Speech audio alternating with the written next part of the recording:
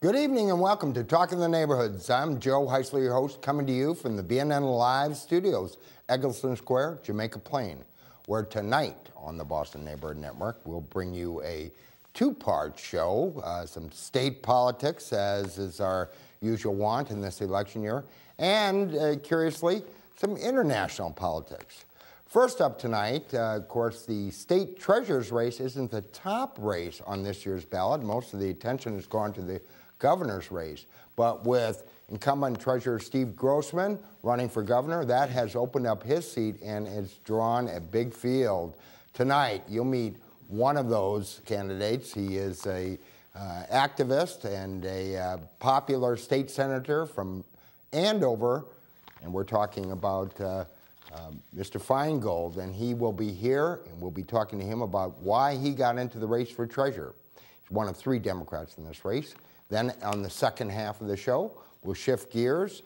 Joining us, an old friend, a successful businessman, world traveler, most recently returned from Ukraine, where he bore witness to, of course, the revolution over there, and since then the Civil War, perhaps a Cold War, perhaps a hot war. Kevin McCrea joins us. All that and more tonight on Talking the Neighborhoods. I'm Joe Heisler, your host. Tonight, a two-part show, and in this first half, we continue our coverage of election 2014. It's the countdown is on. We're less than 30 days, or a little more than 30 days, and I should say, until the September primary election. Several very spirited races on the ballot, including the race for state treasurer.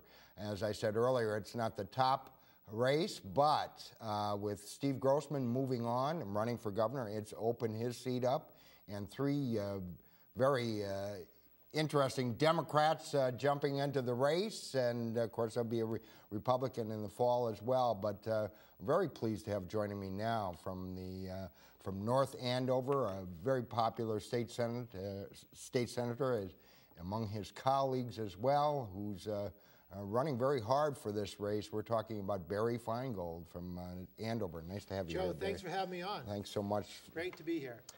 Before we talk about the treasurer's race, I've got to ask you about something a little more current and closer to home for you. And this is not owing to your run for statewide office, but of course we're talking about the market basket imbroglio and of course what it's meant, the corporate headquarters in your district there. Have you kind of, does that put you in a difficult spot, or? No, it doesn't, Joe, because it is the most amazing thing I think I've seen in years, where you have workers that are not asking for more wages, they're not asking for better benefits, they're just standing up for a CEO that represents what they've come to love all these years and what they built, and that is a corporate culture of, hey, we're going to take care of the customers, we're going to be a family.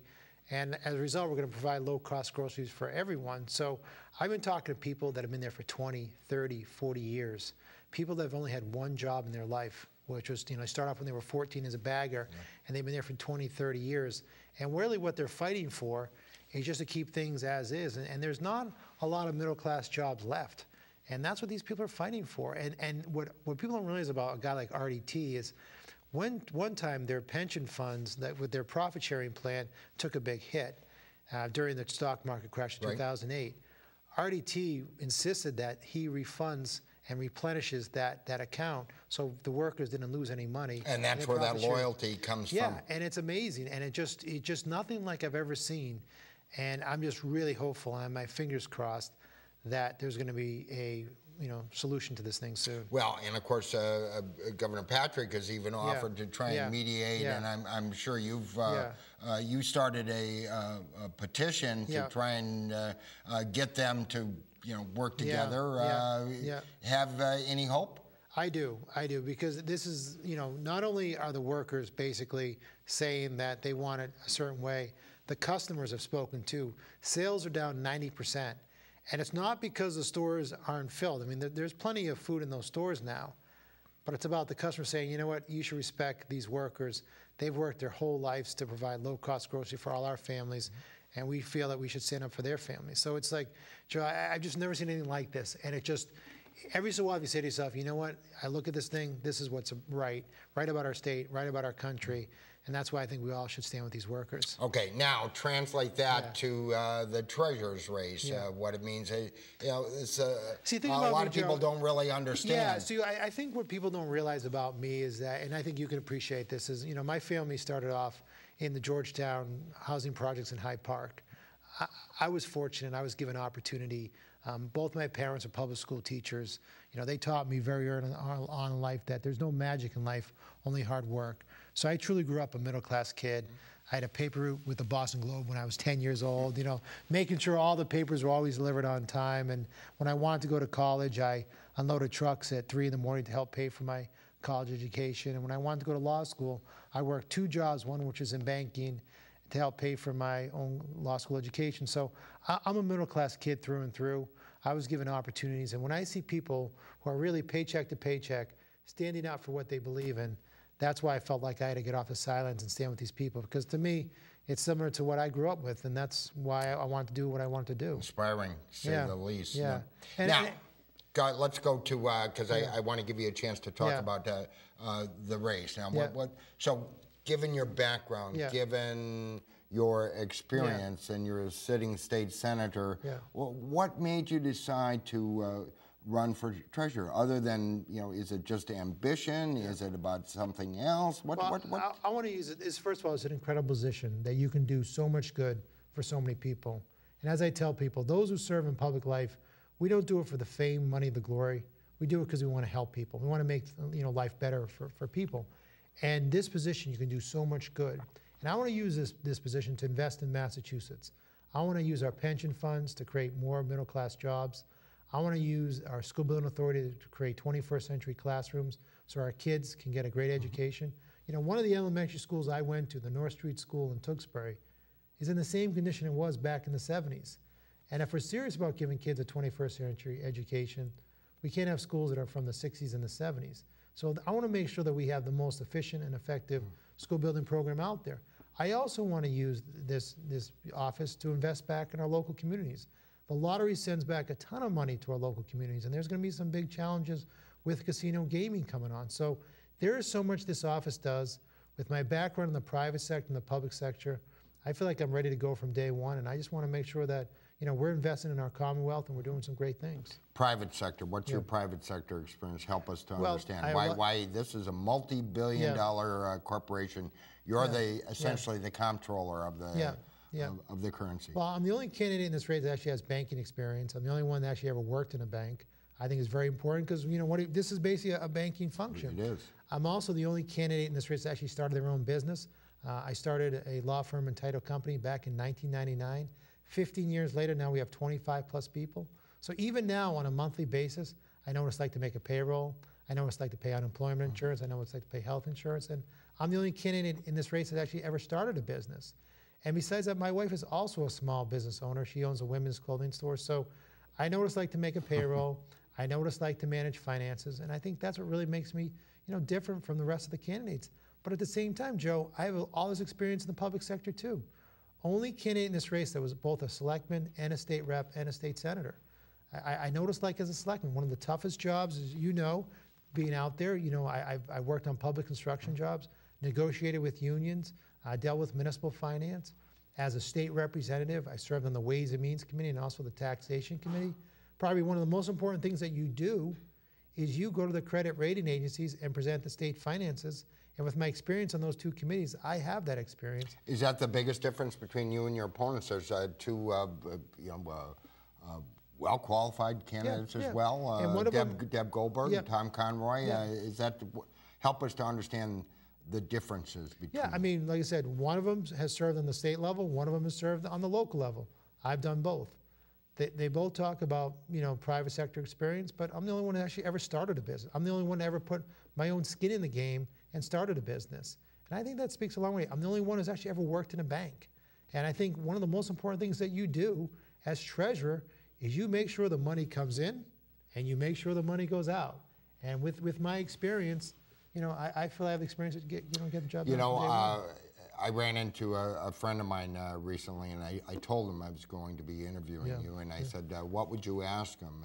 And he said, and it was a really very good question, how do you make sure you essentially disperse, millions, billions of dollars, that you really get value for the taxpayer dollars that are spent? What's your answer to that? Well, I think, well, first of all, one of the most important things is to have good people around you, making sure that you have smart people around you that can obviously look for the best opportunities out there. But I think the thing is, with my experience in banking, I think always looking to make sure that we refinance our debts, also making sure that we're getting the best possible deals. And as someone who's a business guy, I know I can negotiate a good deal for the Commonwealth. I can make sure we get good deposit rates on our deposits. I can make sure that we get good returns on our investments. And someone says to me, they're a hedge fund, they want to get 2 and 20, get a 2% fee and 20% of the profit, then I know what I can negotiate for, and I know what I experience to work with these people. So I just feel it's my experience and the fact that I'm very familiar with this office that I think I can do the job from day one.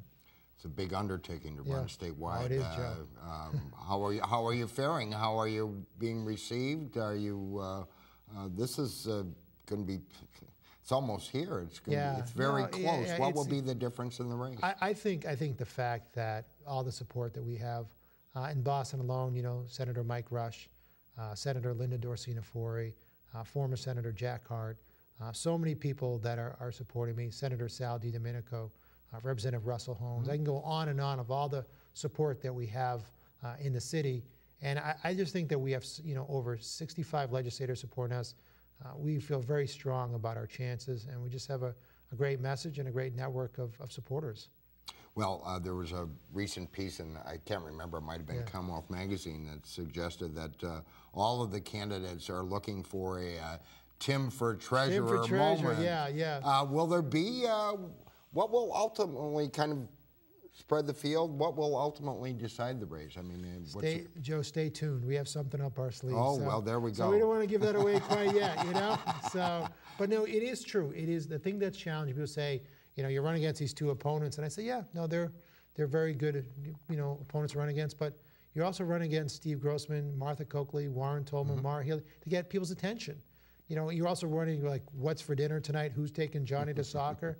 And these are the challenges. Getting through to people is very difficult, and getting their attention. I've always said about this race, it's like being in the Olympics, where you do all this work, but only for 2 weeks are people going to pay attention to you, and that's where you get. That's just it. There was that moment. Of course, for those that aren't familiar, of course, we're talking about a commercial that former treasurer and that's ran. the key thing. You have to find a way to connect. But I really think, with my background, my experience, I really think I will connect, and we're going to be going up on broadcast TV very soon. You got the money? We've raised over $1.1 million, and we're going to raise a lot more in the next couple of days. So not couple of weeks, I should say. So we're going to be very, very competitive, and we feel very good about where we're at. Okay, let's talk about some issues that hit close to home, especially here in Boston. Of course, one of the agencies that the state treasurer and receiver general, I should say, controls is the Alcohol Beverage Control Commission. There's been a lot of talk here recently that the state has too tight a control over it, and it's choking off new restaurants, more economic revitalization in neighborhoods. What are you going to do about that? Well, I'm going to work with Mayor Walsh in the Boston City Council to try to move the process along as quickly as possible. We just made some changes to the economic development bill that's going to give Boston more leeway in deciding who gets liquor license, and they're going to have more ability to grant liquor licenses. So I just want to be a partner with them and make sure that this process doesn't take forever, because in my own district we had a restaurant that wanted to open up. They applied for an outdoor liquor license. They already had one for indoors, and it took them 4.5 months, and they lost the whole summer. And that's just not good for business. That's not good for revenue. That's not good for the employees. So I just want to make sure that we have an ABCC that works for the people and not, doesn't. Still needed, though, in your mind? Absolutely. Oh yeah. Because there is. It's the thought is, and maybe it's wrong, but that somehow control over the issuance of liquor licenses was taken back in the days of when the Brahmins ran Beacon Hill, and that was to because they didn't want the Irish giving out those licenses. That's part of the reason why we just changed how liquor license can be granted. So now it's basically like most communities. The city of Boston okays it, goes for the ABCC, and ultimately the job of ABC to make sure that you're an honorable, good character, and you're not going to be someone that's going to cause harm. Right. So I think that's a good function. The key is, can we have quicker turnaround? And I know a lot of good people over there, and I know they want that as well. And I know there's going to be more upgrades and more technology. So I think we'll be able to improve the system. Right. Casino gambling. Yep. The lottery has been such a cash cow for the Commonwealth and for cities and towns, as you mentioned earlier. How does this change the equation, and what role does the treasurer? Joe, it's going to be big. If the repeal fails, then right now the lottery basically grosses about $5 billion a year. California, which is what, 7 times bigger than we are, only grosses $6 billion a year, their lottery. So this is a very successful lottery. I mean, it is one of the most successful lotteries in the country.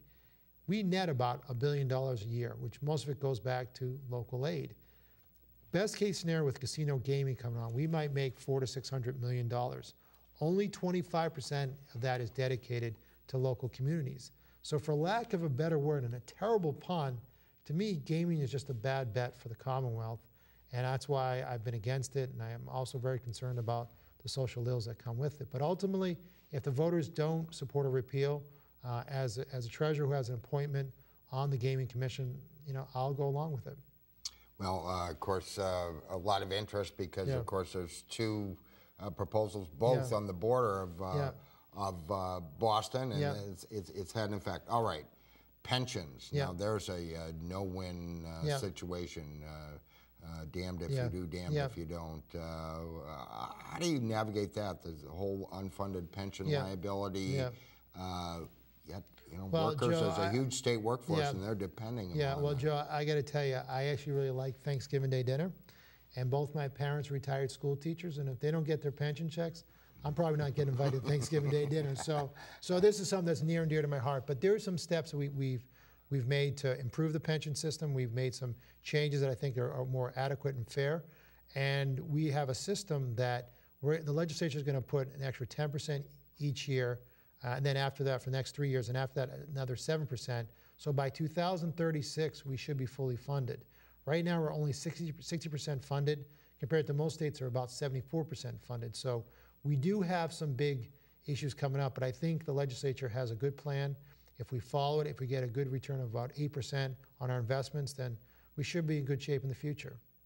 Well, and I've got to ask you about this. Of course, all eyes peeled on the recent trial of John O'Brien, the probation trial, and there was a Globe in the poll, a poll in the Globe about how people felt about it, and was it as they thought? Is there has that, as a sitting state lawmaker, has that had an effect on your campaign? I think you had to kind of explain to people, no, that's not. As I tell people, every so often there are incidents like this, and I was not the jury, so I don't know all the details of the case, but most of the lawmakers I work with, the vast majority of the lawmakers I work with, are honest people that go to work and work their what's off every single day to do good things for the people. And one of the analogies that I've always kind of got lost in this. Yeah, one of the analogies that I've heard about being in public life is like being in the airline industry. You only hear about the ones that crash. They never report on all the planes that land safely every day. And that's just some of the colleagues I have in the legislature, are people that really work hard, want to do the right thing, and do good work for the people they represent. Well, again, Barry Finegold is a sitting state senator running for state treasurer, one of 3 Democrats on the primary ballot. Here tonight on Talking the Neighborhoods, we have just a few minutes left with him. What's the thing that's most surprised you? This is the first time you've run statewide, right? What's the thing that most has surprised you in the course of this campaign? Because I know you've been working very hard. I think the thing that actually surprised me is that I have a Senate district that includes Andover, Lawrence, Tewksbury, and Drake. Tewksbury is a very blue-collar town. A lot of plumbers, electricians. Drake has farms. Andover has houses that are multi-million-dollar houses, and Lawrence has high amount of poverty and high immigrant and minority group. And what's really frankly surprised me is that this is what is Massachusetts, and I think my experience of having a state Senate district, anywhere I go, there hasn't been unfamiliar issues or problems, and I think that's what makes me different in this race. When you have a state Senate district that is so diverse, that truly represents Massachusetts, when I'm in Dorchester, when I'm in Mattapan, when I'm in Southie, when I'm in Eastie, when I'm in West Roxbury, all this stuff is familiar to me because my district is like that, and I think that's a huge advantage that I have. So it's like my biggest surprise is I've not been surprised because, believe it or not, this Commonwealth is very similar, and it's not that much different whether you're in the western part of the state or the southern part of the state or even in the Cape, and it's we're all very similar. Have you been back to Georgetown lately? Oh yeah, that's where I kicked off the campaign, myself and Mike Rush. So that was a very special place, and once again, it was about my family got opportunity, and I'm just looking to give that same type of opportunity back, especially to our young people in the Commonwealth. You get elected, well, whenever it is, in January, and of course you would have to win the primary, then you would have to win the general election against a Republican.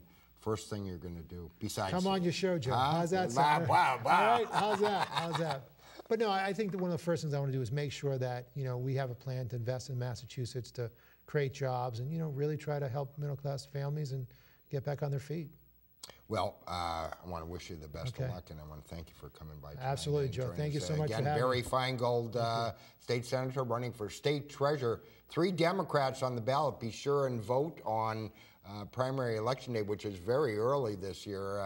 It seems like it's early. It is. It's coming quick. 28 days or so. 28 days, less than a month. I want to wish you the best of luck. Thanks so much for having me on. Thanks so much for coming. And we'll shift gears in a big way. How about some international politics? Joining us, an old friend, a raconteur, a creative storyteller who's traveled the world, including most recently Ukraine, where he bore witness to, well, a revolution and now perhaps a civil war. Our old friend Kevin McCrea joins us. I'm Joe Heisler, your host, and in this segment we have a real treat for you. An old friend, a world traveler, a successful businessman who's traveled around the world, but most recently in his travels has gone to Ukraine. And of course, anyone that's following the news knows that following a revolution there earlier this year, much trouble of late, especially in eastern Ukraine,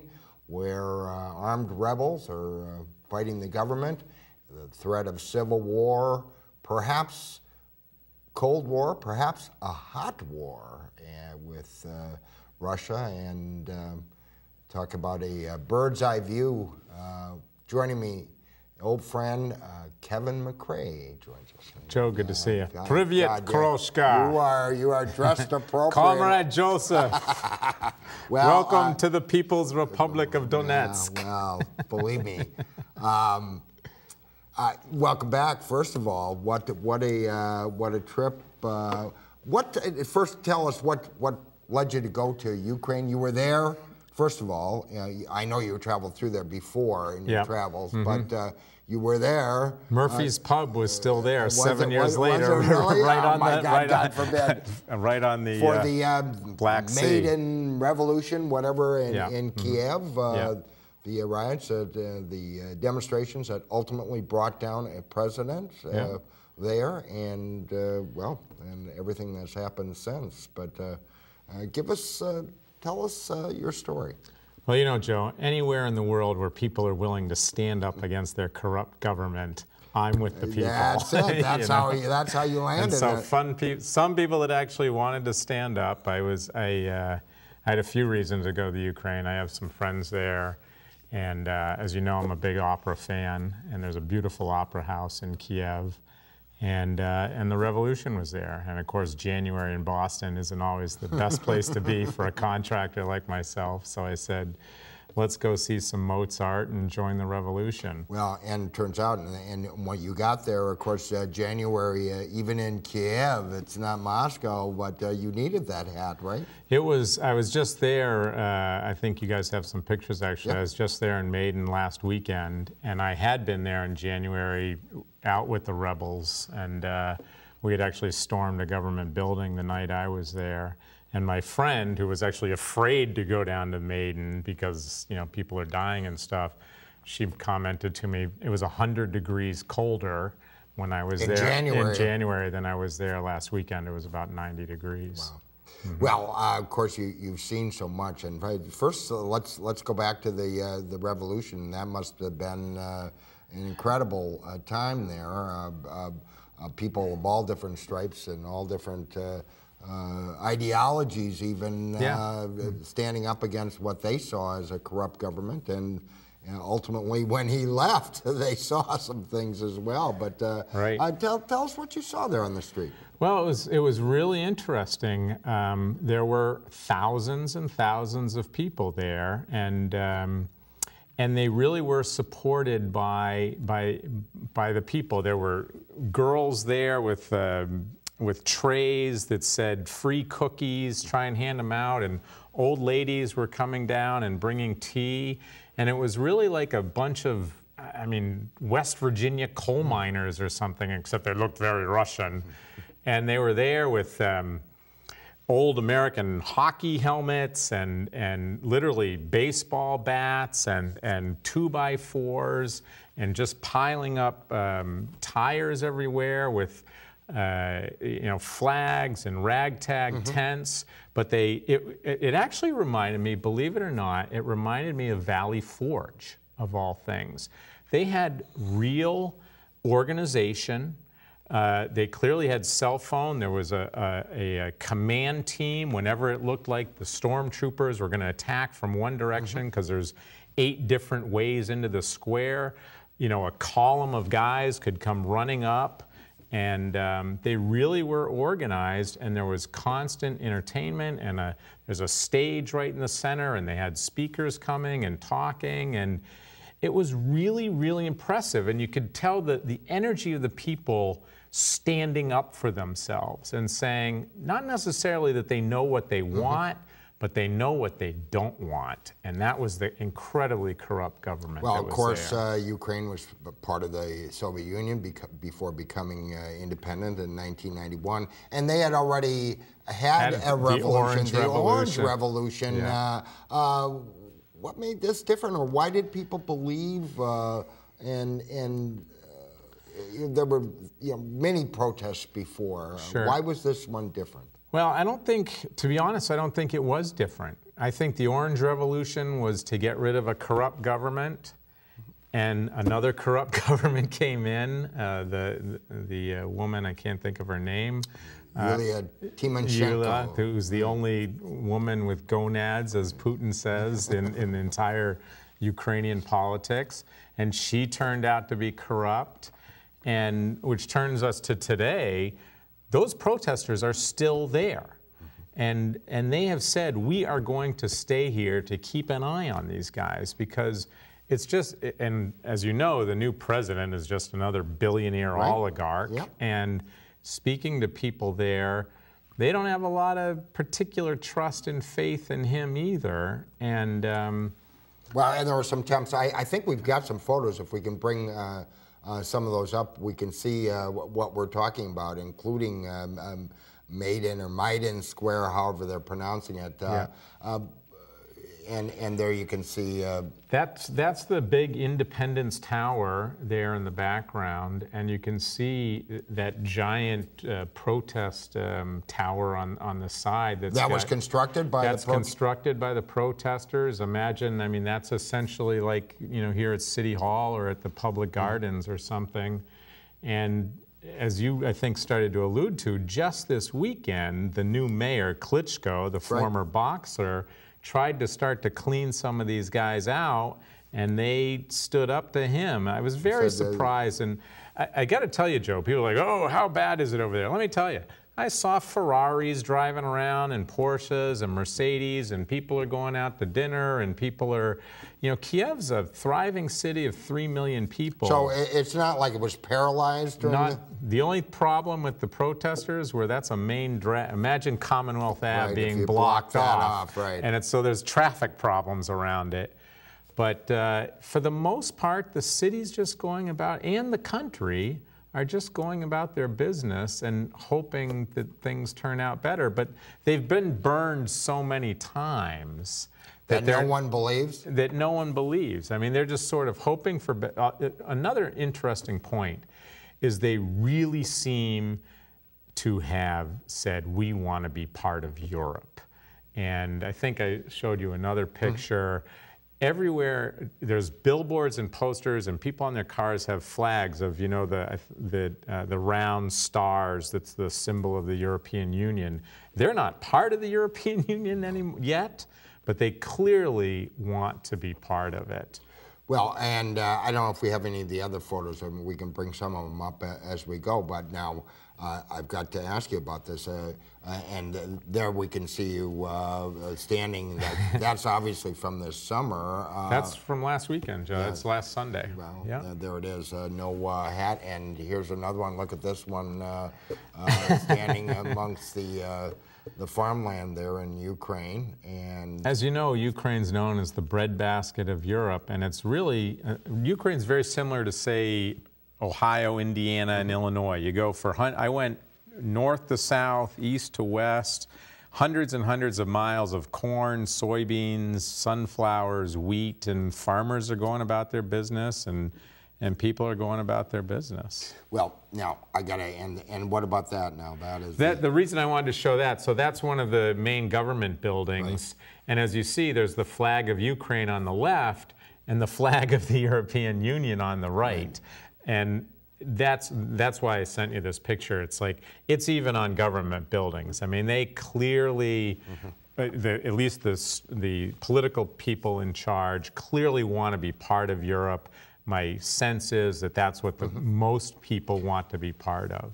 Now, of course, Putin suggested that the revolution, you can see some of the barricades. Those are obviously the barricades from that were still up. A number of people died on that street. That was one of the big, where one of the big battlegrounds was. Well, anyway, let's go back to Putin, who's suggested that the revolutionary forces were really, I think he referred to them as fascists. You know, these right-wing goons that took over and forced out an elected president. Yeah. And there's two sides to every coin. Well, you know, absolutely. Clearly, but you know, you would agree. Yanukovych, I believe that's his name, was the president, was elected in what's perceived as a fair election, relatively speaking, forced from office. And how could I don't know about you, but how could they support the removal of an office by extrajudicial means? Let me, if you don't mind, expand this to a global view. I think around the world right now, we're seeing, you know, maybe to bring up Winston Churchill's quote that, you know, democracy's, you know, a terrible form of government. It's just better than everything else we have now. And I think what we're seeing is the limits of democracy in some places. Al-Maliki in Iraq was, you know, was elected. Thaksin in Thailand was legally elected, and this guy was legally elected. And a lot of times, what's happening is you know, 53% of the vote comes in, and this guy and the elected leader takes control, you know, and rapes the country or does things that are not good for the country overall, but might be good for their party or just themselves. And people aren't sure what to do. I mean, it's a fascinating question, and I agree with you. I think people. Well, does it make you a little uncomfortable because you know, you're first and foremost a guy that's always believed in, you know, making the process, the rule of law, making it work. You worked all your life here and all your time here in Boston, trying to make that come true. Sure. And well, we know what Thomas Jefferson said, right? Every 20 years, the blood of patriots and tyrants needs to be spilled. You know, and I think in all seriousness, I think 200 years ago he saw what the limits of, you know. 51% wins an election, and then they can treat the other 49% like essentially minions, and that's not, you know, a workable form of government. And And I think the other thing that Jefferson talked about is you really need an informed electorate. And as you know, I've traveled around the world and I talk to people. I obviously talk to lots of people in this country. I'm just constantly amazed at how people don't know what's going on. And I remember you saying, for those of you who don't know, Kevin took a around the world motorcycle ride on your honeymoon. And I recall you telling me that maybe the most corrupt place that you went through in all those travels was traveling through essentially Ukraine or a portion of Moldova, yeah. right? Moldova, what was Moldova, which still is technically, and is it better now? Transdniester? No, that I don't world know, corruption. When you were in Ukraine, I couldn't really say, to be honest. I was only there for. I think that one of the things that a lesson to have learned from this Ukraine thing is that, as I was saying earlier, life just goes on. I was just talking. I was Skyping with a friend of mine in Poltava, a city of maybe 250 miles from the fighting. And she works in a hospital. She's an attorney. And in her Soviet-era building, they're not going to have hot water for a week because the Russians are cutting off their gas. But people still go about their business. It's really amazing sometimes what people put up with in other countries that we here in the United States wouldn't tolerate. But what about that, though? Now, let's talk a little bit about what's going on in East Ukraine. Now, you weren't near the front. 200 miles away. 200 miles I couldn't get away. any of my friends. Believe me, You could have hopped on a motorcycle. I brought my Leatherman. I was ready to fight the Soviets, But what I think people over there genuinely. Everyone understands this is Putin's war. Putin's all over this. People respect Putin. They think he's, Why? He's the smartest politician out there. Putin he's just playing a game. It's a game of cards to him. And by basically saying to a low-level National Guard Russian guy, a few of these guys saying, hey, why don't you go over to Donetsk and Luhansk and stir up some trouble. There's a couple of rockets. Here's some rockets, here's some AK-47s. We'll get you stuff, and we'll support you as much as we can.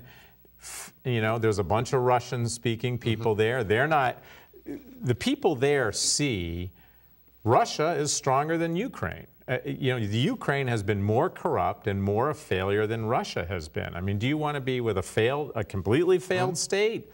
Or a strong leader state that's doing better economically? And I met people that are Ukrainian, that are working in Moscow because the money's better there, 2 or 3 times better. The average Ukrainian makes about $350 a month. And that's for a college-educated person. So to answer your question about what's going on, Putin quietly or under the table supporting these rebels might get to take another big land grab. And if he loses, it's not his head that's going to get cut off. It's a bunch of low-level National Guard guys playing soldier.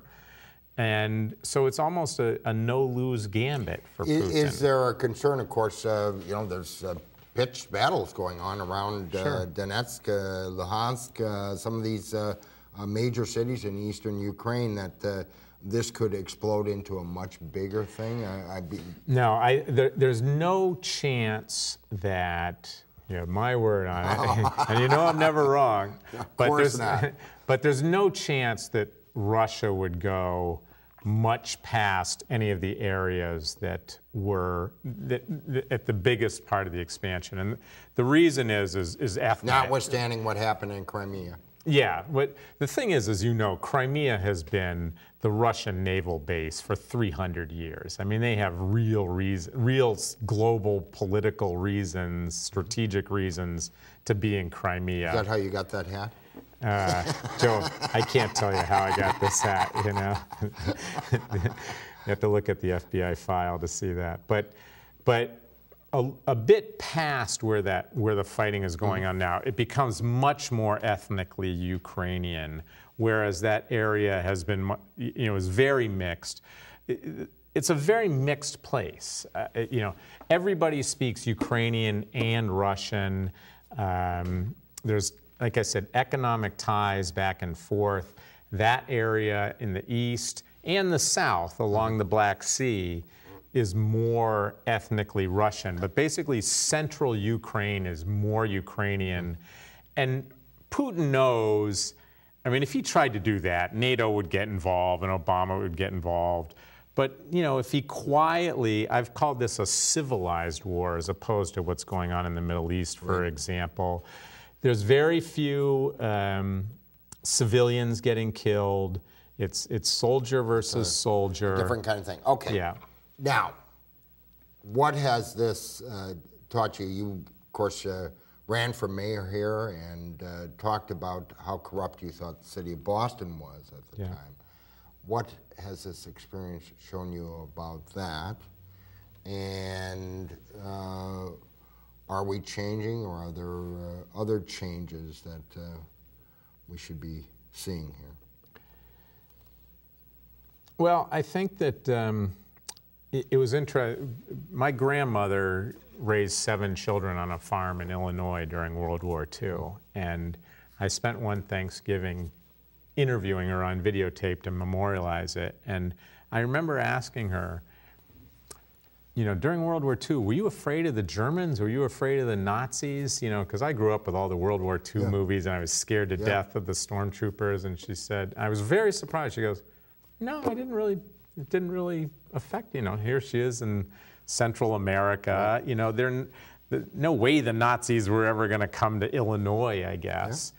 And I think that's what was very surprising to me. I happened to be in Lviv, a town you probably know in western Ukraine. Happened to be their Super Bowl that day, their big football match. It was Dynamo Kiev versus Donetsk, actually. And there was 60,000 people there. Soccer's king, and there's people marching in the streets and celebrating, and there was a war going on. And you know, and we were like, oh, what's going on? It's terrible. People are going to restaurants. I was just at this nightclub on the Black Sea, 1,000 people. The band went on at 2:30 in the morning, dancing on the beaches. On the tables? On the tables, in the pools, you know, everything. And it's like, people aren't sitting there. As I say to people, how many people do you know that fought in Afghanistan in the last 10 years? I know personally, I only know one person. When you woke up in the morning in the last 10 years, did you check the news to see what was happening in Kabul or southern Afghanistan? Or, you know, you got up, you have a job, you went to there, you've been raising your kids, you're involved in city government. You didn't check what was going on in Afghanistan every day. The vast majority of the people in the Ukraine are, you know, oh, 10 people died today. Oh, that's very sad. I still got to make a buck. I got to take care of my family. And something that I think is hard for Americans to realize is, you know, all the people in the Ukraine that are my age, they were part of this country when they grew up, you know, and they learned the Soviet songs and this growing up, and then they learned the Ukrainian songs, and maybe they'll go back to Russian songs. But now come back, because of course some of the things that you were talking about when you ran for mayor, well, there's a recent audit out now on the BRA that shows that Kevin was right about everything. Well, I don't want everything, but you were you were right about editorial in the Boston Globe. BRA needs transparency. Was that my word? Transparency. Do you feel? Are you feeling vindicated? No. Or after seeing the level of corruption over there, does this all kind of pale? No, I think that. You know, I'm a big picture type of person. I really do think about how do we make democracies work, whether it's in Boston or the Ukraine. And I go back to that word transparency. You know, the citizens have a right to know where their money's being spent and how decisions are being made. You know, the recent State House corruption thing. How can any state legislature legislate? As you know, they exempt themselves from the open meeting law. How can they possibly say they care about openness and transparency when they exempt themselves from that sort of stuff, you know? But help me, because we've got just a couple minutes left. Yeah.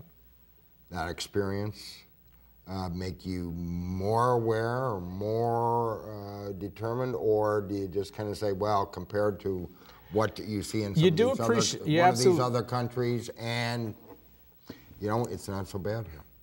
You do appreciate the United States. Yeah. I mean, we do have a better rule of law here, but I actually thought people in the Ukraine were at least equivalently happy as Boston. Mm-hmm. Life in America is tough too. This is an expensive place to live. It's a tough place. Boston's a tough town. We don't suffer fools. Yep.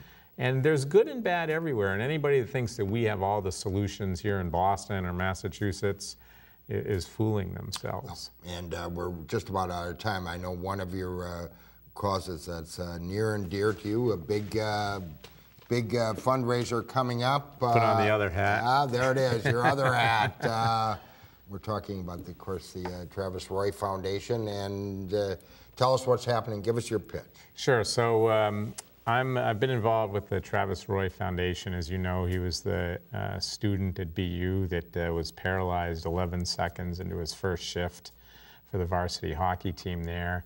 And he's set up a foundation, travisroyfoundation.org. And the second weekend in August every year, 24 teams from around New England and one team of Yankees from New York come up.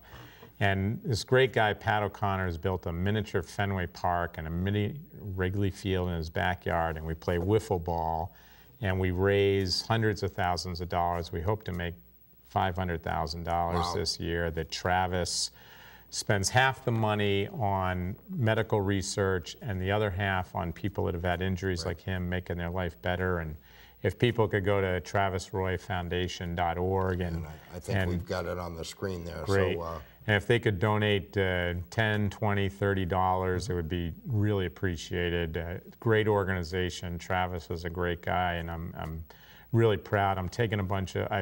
How's your team do?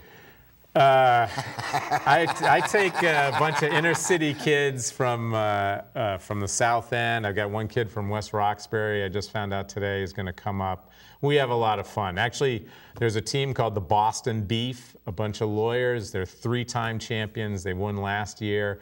Big fundraisers, and maybe not this year. And it's free to anybody. If you want to come up to Northern Vermont and have a great time this weekend, come on up. TravisRoyFoundation.org. My good friend Kevin McCrea, back from Ukraine, sharing his experiences there. As always, I love having you here. Great to see you. Thanks so much for coming in and sharing with us. You're watching Talking the Neighborhoods, and we're here tonight and every Monday night at the same time. We'll be back next week. Joining us, Deb Goldberg, another of the candidates running for state treasurer, and also an update on the State Convention Center Authority.